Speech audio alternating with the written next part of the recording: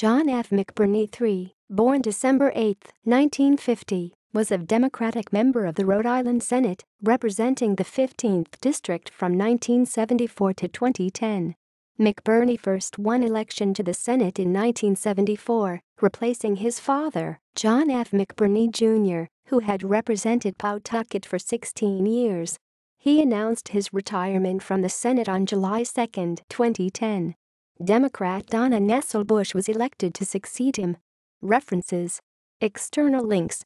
Rhode Island Senate, Senator John F. McBurney III official Rhode Island Senate website.